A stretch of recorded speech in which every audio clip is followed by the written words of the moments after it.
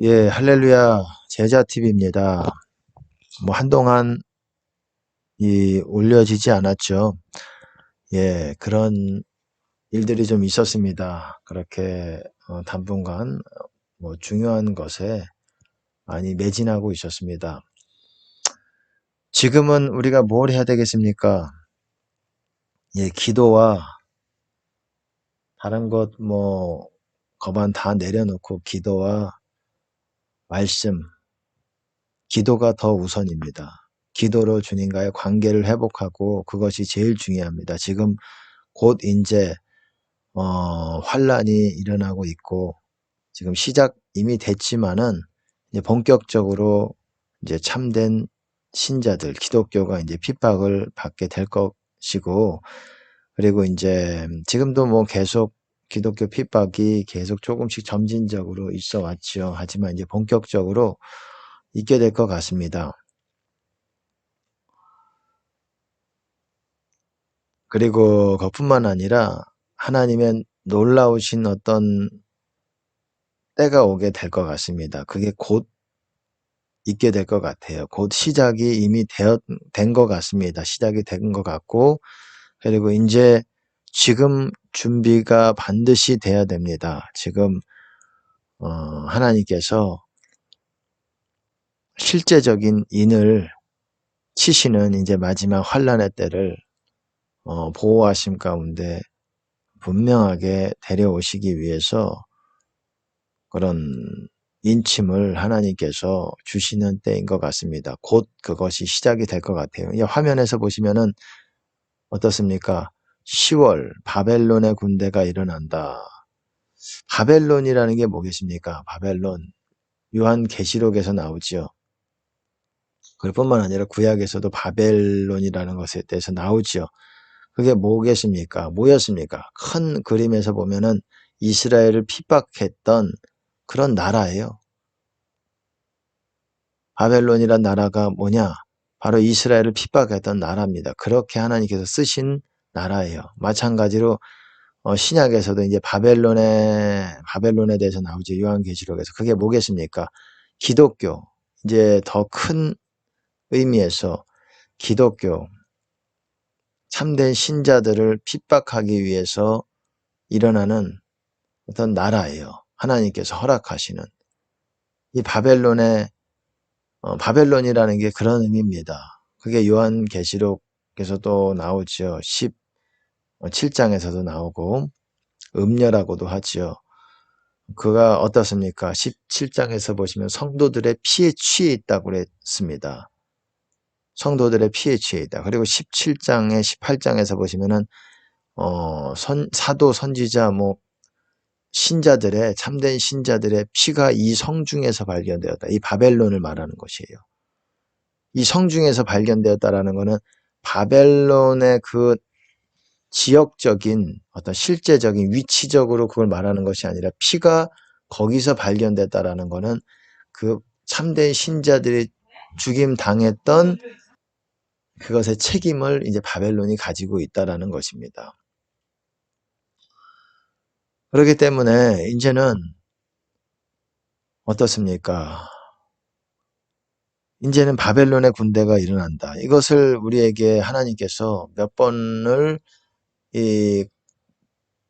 두 번 정도를 계속 알려주시는 것 같습니다. 두 번 정도를 알려주셨고, 또 이게 어떤 방향으로 일어나게 될지는 아직 구체적으로는 모르겠지만, 이게 기독교에서부터 이게 나눠짐이 있을 것 같아요. 분쟁, 이 나눠지는 것들이 있을 것 같고, 기독교 목사들 간에서도 분명한 이 갈림이 갈려지는 게 있을 것 같습니다. 지금도 어느 정도 색깔이 분명하게 드러나고 있지만, 이제 본격적으로 이것이 나눠져서 실제로 다른 그렇지 못한 하나님과 교통하지 않는 그런 음녀들의 교회들이 참된 교회들을 본격적으로 핍박하고 아주 그거를 하는 그런 시기가 될 것 같아요. 1차적으로는 바벨론의 군대가 뭐냐? 그런 목사들이라든지 어떤 그런 직분에 있는 사람들이라는 거를 또 알려주시고, 또 그런 것뿐만 아니라 실제로 말 그대로 외적으로 무력으로 핍박하는 그런 군대가, 실제적인 군대가 일어나게 될 거라는 거예요. 그래서 그들이 또한 우리에게 짐승표를 받게 하고 강제적으로, 지금 짐승표가 시작이 됐지요. 예, 뭔지 말씀을 안 드려도 충분히 이해하고 계실 겁니다. 이것이 짐승표라는 이름은 아니겠지만 짐승표랑 직결되는 그런 어떤 그런 과정들이 계속 있습니다. 여러분 분별하시고 지금 우리가 무엇을 해야 되는지를 반드시 여러분들이 이해하시기 바라겠습니다. 바벨론의 군대가 일어나 10월부터 본격적으로 일어나게 될 것 같아요. 그것을 또 우리가 알려주셨고, 이것이 외관적으로 어떻게 될지는 저도 잘 모르겠습니다. 어떤 방식으로 일어나게 될지는 모르겠지만 어쨌든 이게 종교적으로 기독교적에서 이제 먼저 시작이 되고, 외적으로도 또 이제 정부를 통해서든 어디를 통해서든 뭐 어떤 뭐 여러 가지가 될 수가 있겠죠. 유엔이든 뭐든 어떤 방식이든 뭔가 그거를 통해서도 이제 핍박이 본격적으로 시작이 될 것 같습니다. 이때 아까 말씀을 드렸듯이 기도 열심히 해야 됩니다. 기도 지금 열심히 해야 되고, 다른 거 다 여러분 정리하고 기도 열심히 하시고 말씀 보시고, 기도가 더 중요합니다. 말씀이 중요하지 않다는 말이 아니에요. 우리가 이 균형을 가지고 있어야 됩니다.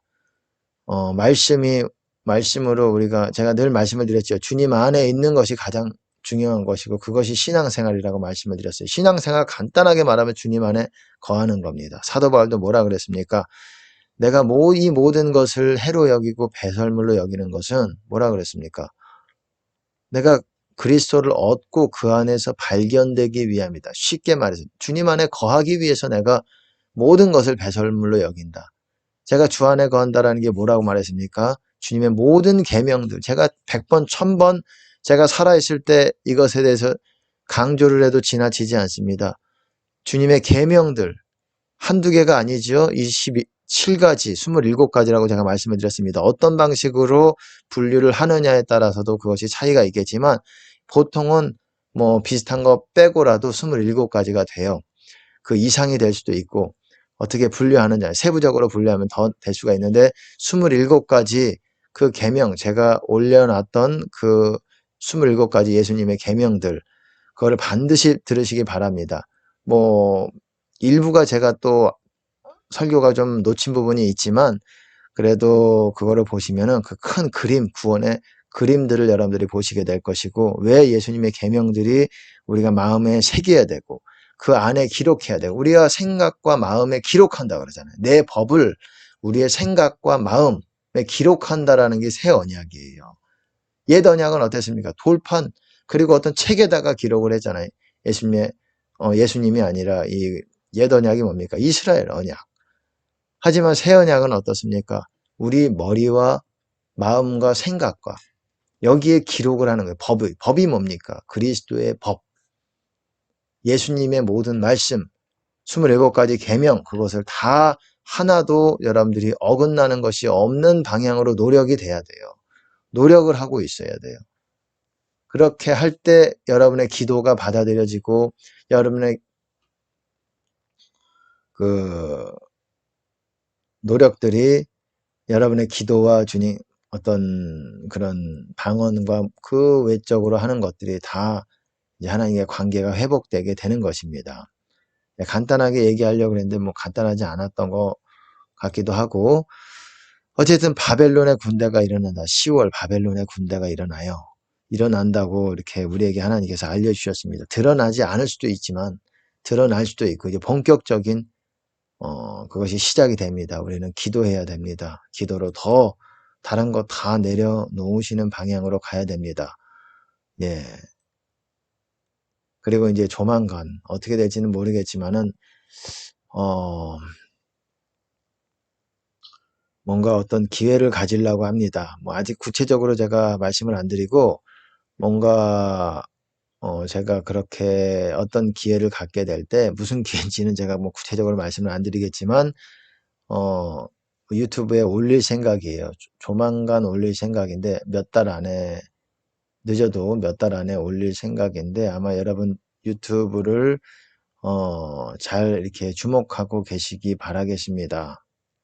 어쨌든 그것이 뭐 약속을 지금 드리는 것은 아니겠지만은 그럴 계획 가운데 있습니다.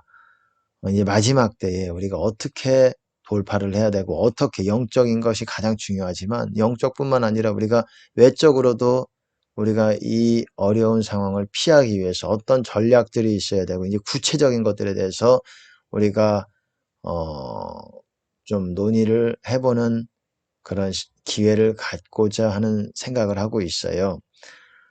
예, 나중에 이제 그것에 대해서 여러분들과 나누려고 합니다.